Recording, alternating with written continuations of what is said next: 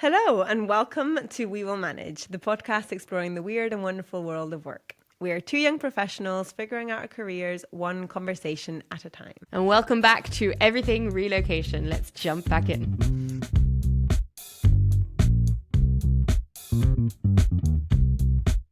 But then, of course, there is, like we say, a difference between, really being further away from your social group and having to build a new one to be able to have that kind of more regular battery filling thing. I guess one of the questions for you is, how has that been for you? You've kind of gone into it a little bit, but I honestly don't know much about, have you made new friends? And like, just to start off, it's not expected of you having been in a place for 2 months. Yeah. Living with your partner and going to work that you should have. I think that's very important to put out, because when people ask me, have you made friends? I feel like I should defend myself. Like, of course I have. What are you on about? Yeah, well, I'm not like an antisocial person. People like me here as well. Exactly. Well, yeah, I mean, and I say we because me and my partner, we were out walking the dog, which I swear to God, since I got Knox, I feel like everyone that I've met has been because of Knox. So first tip, get a dog. Get a dog, really helpful. Or I've heard that the same goes if you have a baby. People just stop and talk to you. Dogs and get babies. a dog or have a baby, and don't blame that on us. Or borrow either if you're not there for the commitment. It's fine. That's a really good tip. Borrow your Look friend's after somebody's dog or baby. Insert. Yeah. But yeah, we were out walking and Knox started sniffing another dog, as they do. The owner, made a few, the typical, oh, he's cute. I was going to say, what brand is he? It's getting late, guys. It's getting late. Breed, goodness. What breed is he? All the typical. And then, I was like, oh, we're walking this way. Are you also, oh, you're also walking? And then we started chatting and it was like immediate, she had, so it was just her. She works in fashion and is starting a new thing and like blah, blah, blah. And then turns out that her partner also works in music. And this was like 2 weeks of being here. But so that was really lovely. She gave me a birthday card, which is really sweet. Aww. I know. It's so British. I know, so British. And when I said thank you so much, she said, I just know it must be really hard to be away from friends and family on your birthday. And I was like, that's so sweet. But we've managed to, she's definitely a keeper. We've managed to meet up with them 3 times in 2 months, basically. He doesn't even live in this town. He lives somewhere else. And then he works a full-time job. She's starting her own business because she was working in London and left and blah, blah, blah. So again, it's to put the effort into that is a lot on everyone's side. But yeah, luckily they're very lovely people. Aside from them, not really. We've gone out and chatted with people. It hasn't really kind of gone into this is going to turn into a friendship kind of thing. And then obviously being at work, I've met a lot of people that could potentially turn into friends, but at this point are still co-workers. This is an interesting one because when you do move for work, the only contact you have until you do an activity or have a dog is work. So the people you meet are your colleagues, and maybe you have really cool colleagues, maybe you don't. But if you do you make them your friends? Because it's especially if you're at a small company, if you're at a massive company, nobody really cares. But yeah, I remember when I first started working at the company, there was another woman who started working at the same time as me, and we became really good friends at work. And I remember thinking we would get on really well outside of work. Well, actually, no, I kind of assumed that could be a friend, but then she was one day she was like, well, I think we went out for dinner or something because of coincidence. We were in the same city, whatever. And she was like, oh, this is really weird. I've never been friends with a colleague. And I was like, is this something that I should be considering? Is this not good? And it is a good question. If you're working in a small team, I mean, it's like the lower version of having dating your colleague. Yeah, because it is a kind of relationship. And if something happens in the friendship, that will affect you at work. So it's just a topic. Yeah. And I have zero experience for this, so I am not the person to ask. But I think it so depends on you and the person. Of course, yeah.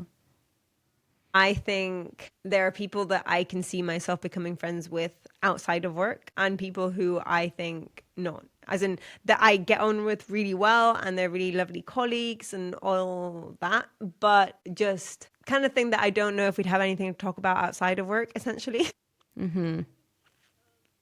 Like, I don't know if like not that our values don't align, but our interests and all that. But it is a good question. Like, is it like the other day, for example, they were saying, oh, we're going to go, like, we have access to a gym, like as part of our contract. So they were saying, oh, we're going to, one of the people who work at one of the places is an MMA fighter.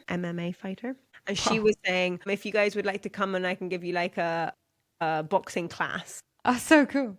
Already that is like, one of them jokingly said, oh, and you guys will get to see what I'm like outside of work. She was saying like at work, she's very like sure of herself and very like, she says like bossy. She is one of the bosses. So, you know, part of the job description. But like she was saying like outside, I'm so shy. Like I don't really talk, blah, blah, blah. So you guys will like see that side of me.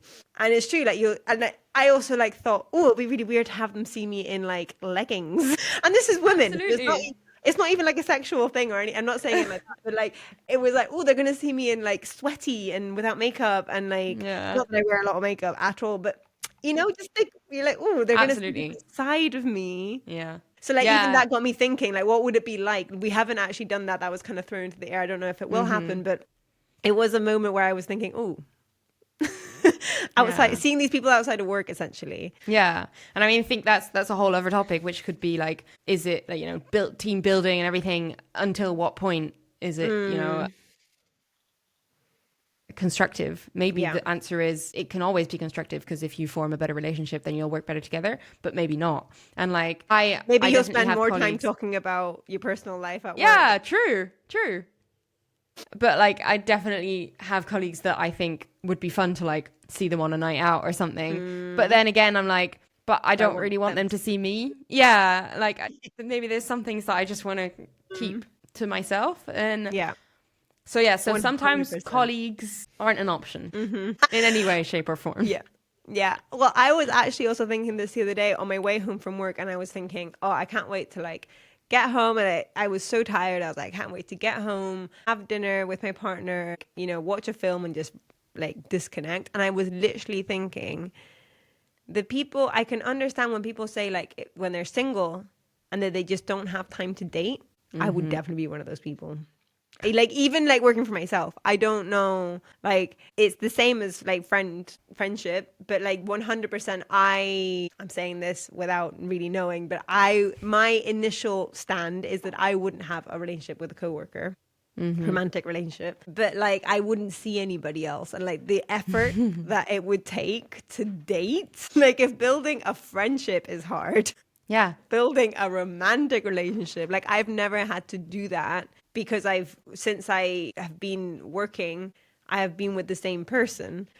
So, you know, like when you're studying, I just feel like it's different. You know, you just have more time to just chill and like socialize. It's like part of what you're doing. Working, I honestly don't know how people find more than time. It's almost energy. Like I was thinking, if I had to get home, shower, put on a nice outfit and talk to a stranger, I would be so unimpressed. Yeah. No, like...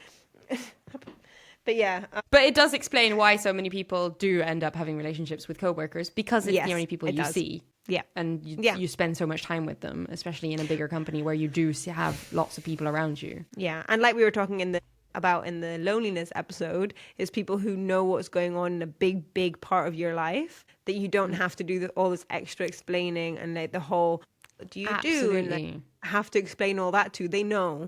No, well, I mean, if it's a big company and they're a different department, then maybe not, but they'll still have a better idea than just a random person off the street. So it's like you were saying about having to... Because that's who you try have relationships with, people, just random people on the street. It's just you over there, come here. But yeah, like you were saying with like having to update friends so you can get to like the fun stuff with a coworker, that would be something that you don't really have to do very much of either. Like it would be a lot quicker to like update them. Yeah. Well, you know what's going on at work and my achievements and my challenges. So let's skip to what Netflix series you want to watch this evening and where we want to go on holiday. Yeah, exactly. So to try and bring this back a little bit to relocation. The reason we went on this tangent was studies show that 40... Hang on.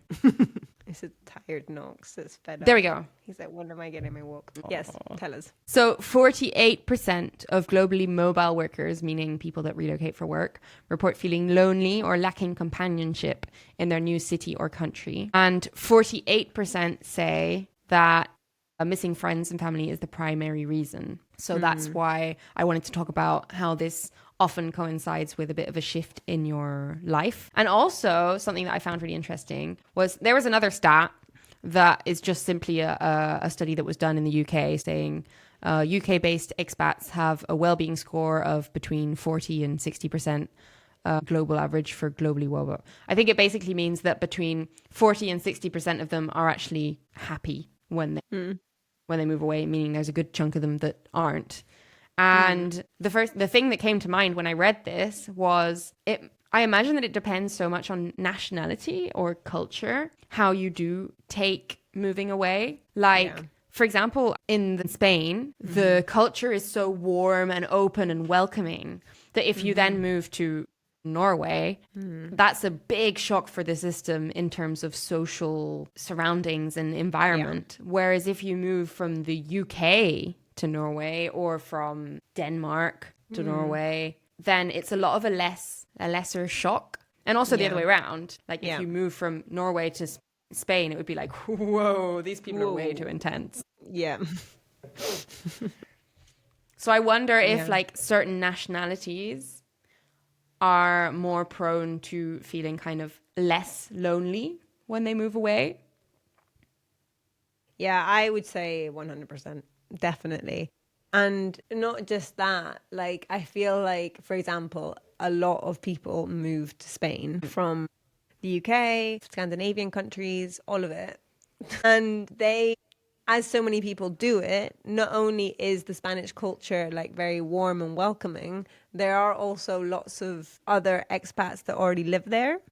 Whereas you, as a Spanish person, move to, I don't know, Switzerland, there might not be as big a Hispanic subculture there because of so many people living there from Spain. Like, it's not as much of a thing. So not only nationality, but like what country you're moving to, not only because of how they are as a culture, but like what the culture for expats essentially is there also will make a big difference. Like, how many people do we know, even in our little hometown, who don't even speak Spanish because there's such a big expat community there. So it's like a home away from home. Yeah. Which definitely also makes it easier to meet people, all of that. That is true. Like here, I do end up meeting quite a lot of, okay, no, this is a better example. When I was in Patagonia, the easiest or the most compelling way that I found to talk to people was if they were speaking French, because most people were speaking English. And if I heard someone speaking French, I'd be like, oh my God, are you French? Because it was like something that I could relate to and be like, oh yeah, I speak French. It's kind of cool, kind of funny. And the same goes for here. If people are in the street speaking French, I don't just go up to them and talk to them because that's weird.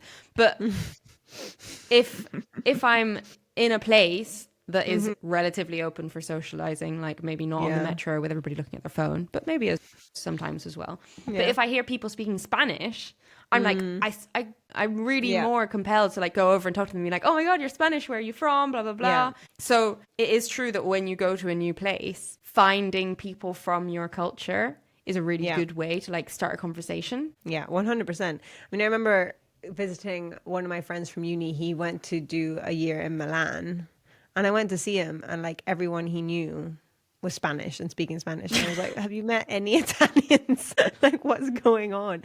And there were some, but like, you know, you're drawn to, just because you have that, like you're saying, like that initial way to you have something to make conversation about. Oh, you speak French, Spanish, whatever. So do I. How come you do? Oh, this is why I do. Like, you have something to talk about from the get-go. So you don't have to like worry about what you're going to say to a random person. Absolutely. Off the street. Yeah. And then, and something that lots of people have asked me as I move in general, even when I was just in France, was like, oh, what are the French people like? Like, are they, especially coming from Spain, everybody's like, oh, I bet they're so like not open, unfriendly, and rude. Cold. Yeah. Exactly. And pretty quickly my answer became, well, rude actually, people everywhere.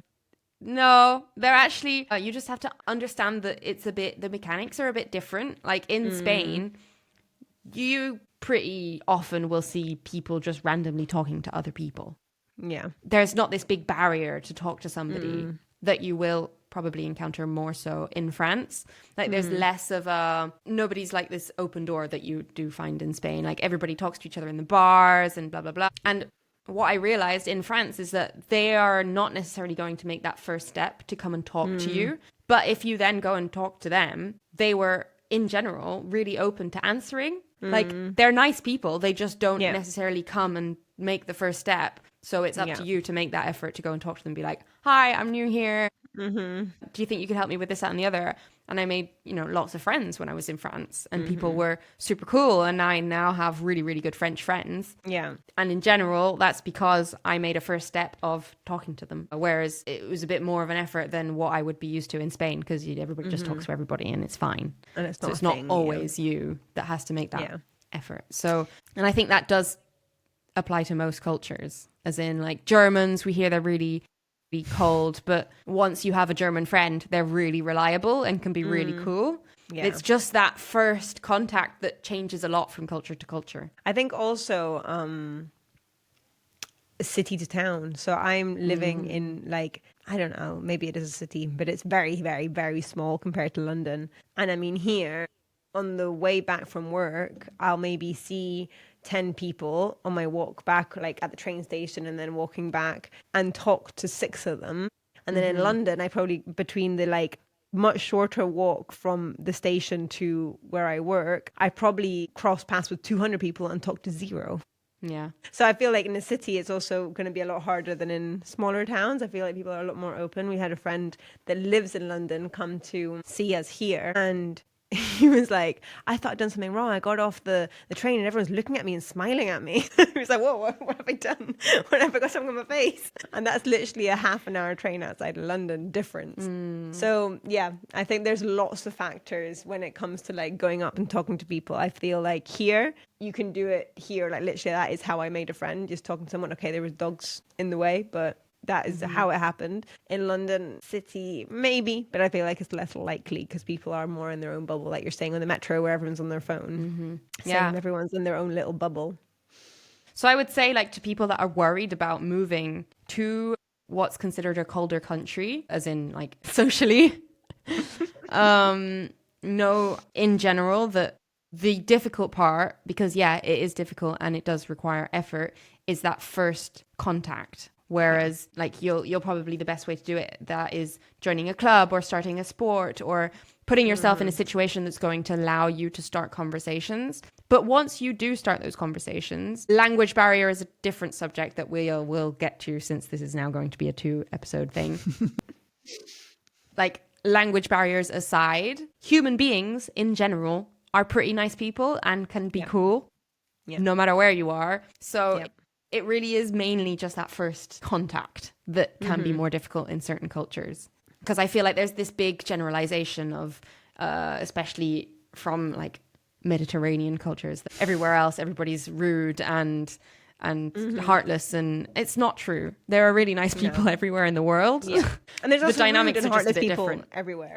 Absolutely. Yeah. Even in those Mediterranean countries, like you get everything everywhere. It's just like you say, like, what is the initial dance, basically?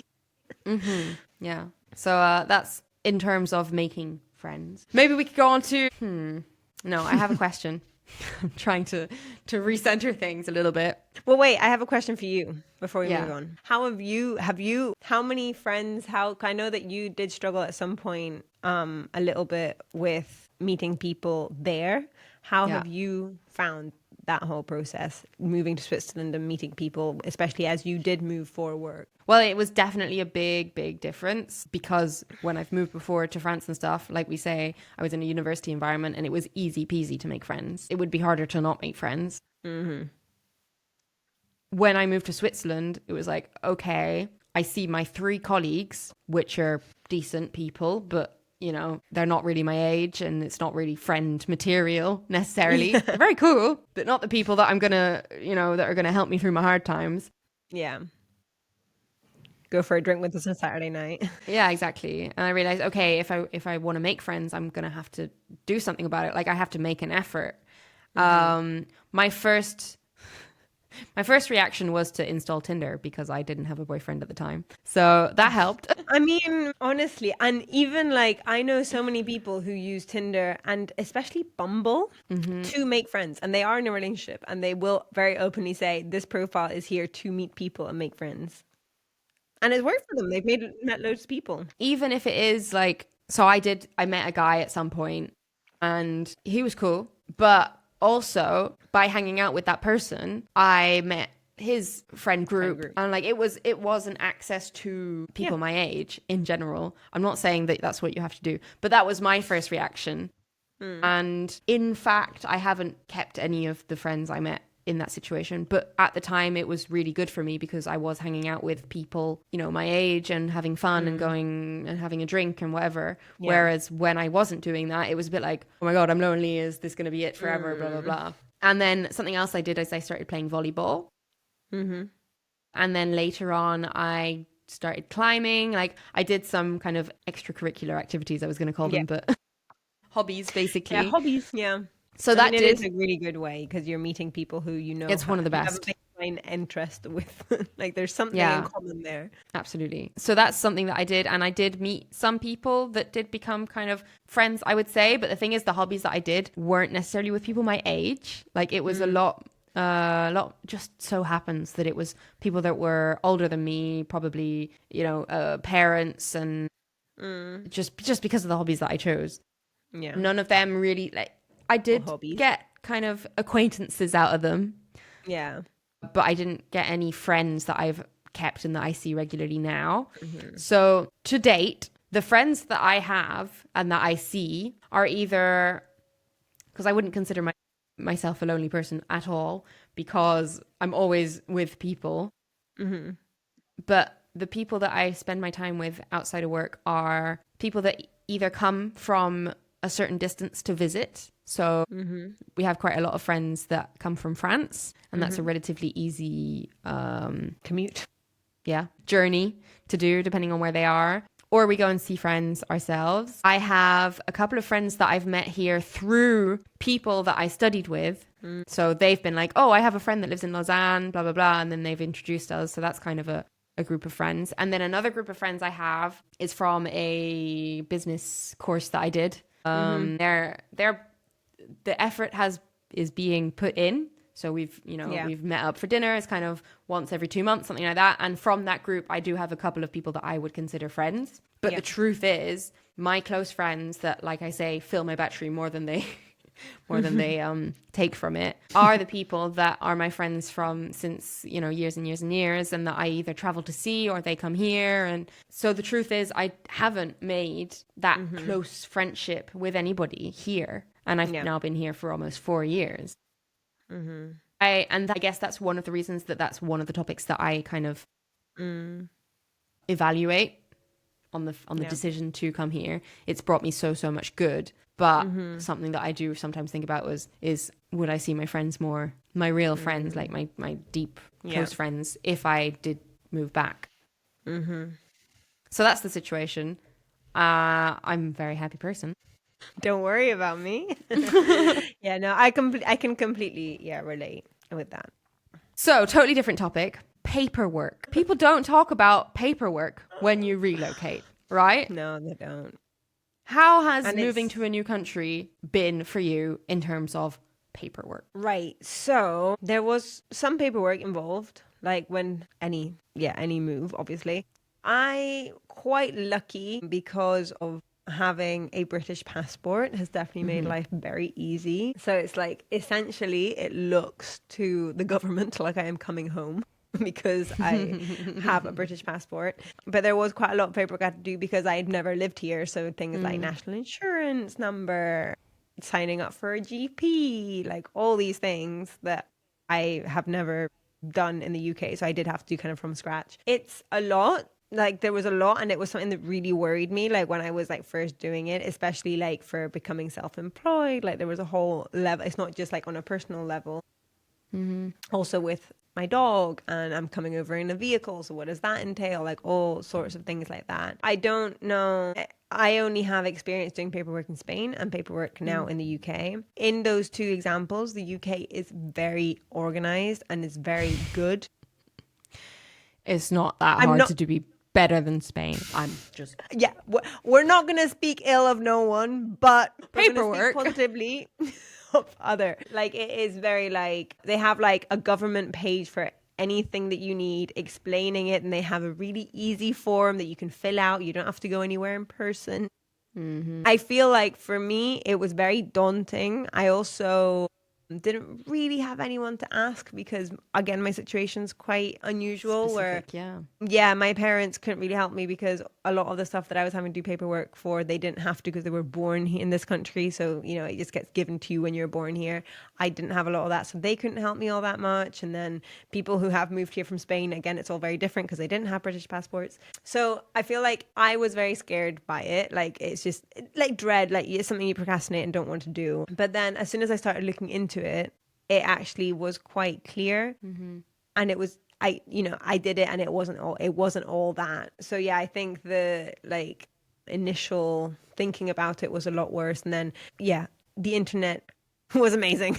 And ChatGPT was great. And yeah, just like it maybe took me like a day to find out everything I needed to do, get all the links to all the places, to all the forms, to all the things. And then it was just a case of, you know, working through it slowly as in the order that I need to prioritize in. So yeah, an adulting thing that wasn't fun, but it wasn't as hard as I thought it was going to be, essentially. It wasn't too stressful. I just think that this is a really important topic to mention when you do relocate, because it's not something that I've ever heard anybody talk about really in my entourage. And then we have a friend that recently moved to Switzerland. Yeah. And I was talking to her relatively recently, and she kind of admitted that figuring out all of the paperwork and all of the logistics and everything to move into the country, and also Switzerland is a bit specific because it's not European Union, blah, blah, blah. There is quite a lot to do. And she was like, it's been, you know, background stress for the past like 2-3 months that she hasn't necessarily talked about, except for, you know, asking me specific things. How does this work? Blah, blah, blah. But like, not being sure that you're doing it right, thinking maybe I've missed something, or having to figure out issues. It is a big part of relocating. And I definitely went through that in both places that I moved to. And again, didn't really tell anybody about it because there was nothing anybody else could do. And nobody else, I didn't think anybody else would really care, you know? Of course, there's this paperwork I have to do, but just do it, you know? Yeah. For me, it was actually more stressful, which says, again, a lot about the countries. It was more stressful, the closing the chapter in Spain, paperwork-wise, than opening the one here. And I think a big part of it is because it also comes down to because of being a business. Moving here was lucky that I wasn't in any rush. So I came here working for myself, and because it was also complicated, I was still like legally working in Spain the first month I was here. So like doing the paperwork here, there was no rush. It wasn't like I was moving here and starting a new job in a week and I need to have it all sorted before then. It was more, like trying to close everything off in Spain to make sure that that was all done correctly. Like you say, it's like, am I missing anything? You just don't want to do it wrong and then find out a year later that you're suddenly going to pay these bills because you didn't fill out a piece of paper that you didn't know you had to fill out. And yeah, for me, it was, and is still actually, I've got to update you on that, being a lot more stressful, closing off the paperwork of leaving rather than entering. I have a funny story about something like that. Oh God. When I moved back to Spain after my time in France, my first year in France, they have this really annoying thing, which is if you want to close an account or stop a subscription or anything, you have to, bless you. Thank you. You generally have to write a letter and send it by the postman. Like you can't just apply in a form online. You have to write a handwritten, not a handwritten, but you have to write a letter that's sent by the post. Yeah, exactly. Yeah. And I didn't realize how seriously they took it. So basically, when I left France, I was paying for like a phone bill, which was maybe like 10 euros a month or something like that. And I sent them like a form or an email or whatever saying I want to close my account. And then I stopped paying my bills and I kind of didn't check the account. And then I started getting these like threatening emails like 5 months later saying, you owe us this much money, blah, blah, blah. And I was like writing to them saying, guys, I told you I wanted to quit. Yeah. For a phone bill, I thought you were saying like, I don't know, a bank account or something. No. Phone bill. A flipping phone bill of €10 a month. Well, I went there. I had like, I sent emails, blah, blah, blah, blah. It was like 6 months later. They made me pay the full price. And then I had to send a letter by the post to close the account. So I paid a fair amount of money for a phone bill that I wasn't using. And I was like, you can see that I'm not using the number. Yeah. Oh my God. So yeah, that's a story to make anybody else feel better if they've been through something similar. Well, this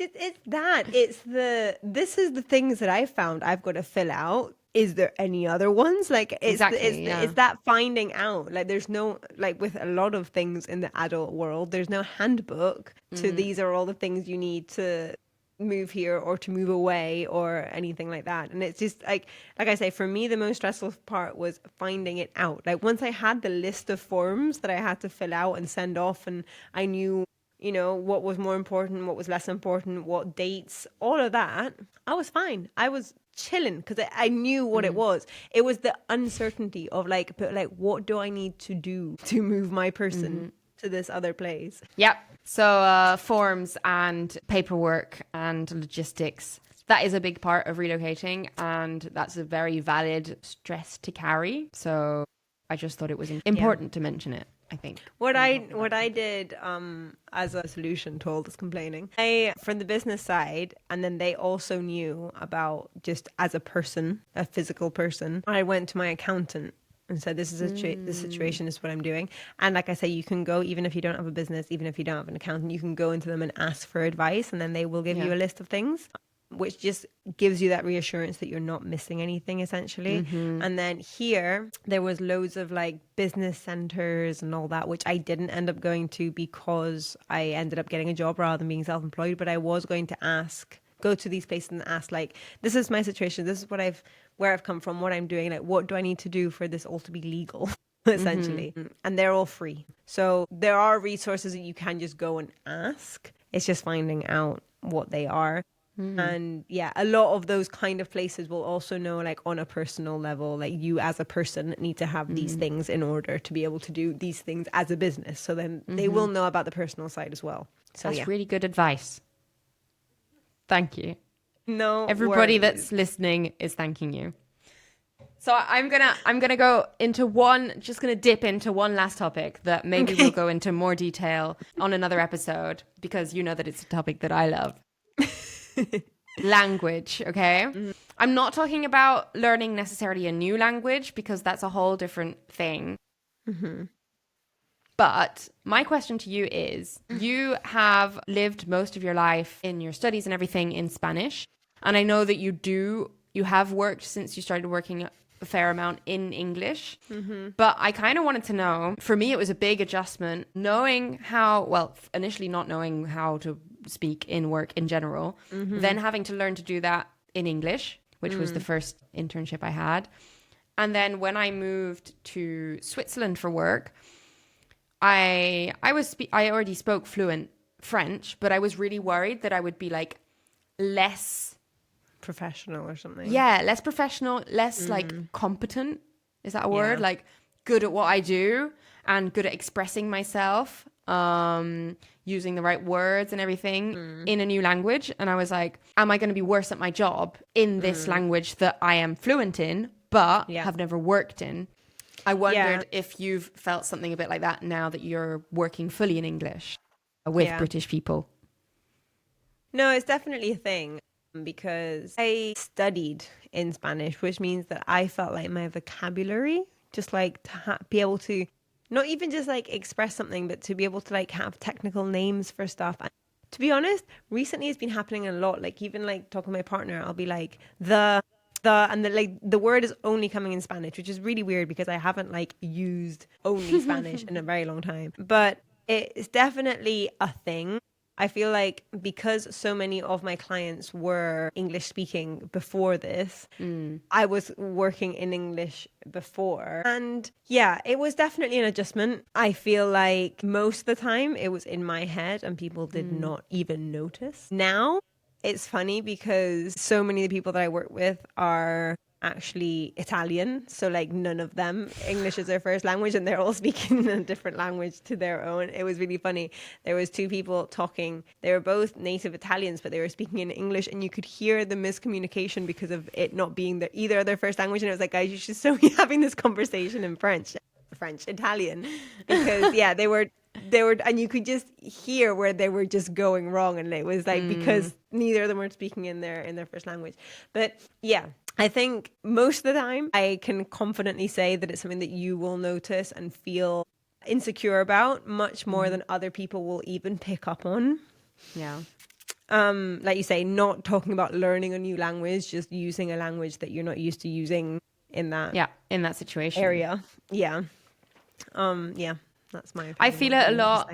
I mean, I was really worried about that when I moved to Switzerland, particularly because it was the first time I was going to be working in French. And I spoke pretty fluent French, but at that time it wasn't like very, very confident speaking level, which I've obviously now gained, and I'm very confident speaking in French in work. But at the beginning, it's mainly just learning, I would say, not even necessarily the vocabulary, even though the vocabulary is also a big part, but you can also, in general, like explain things.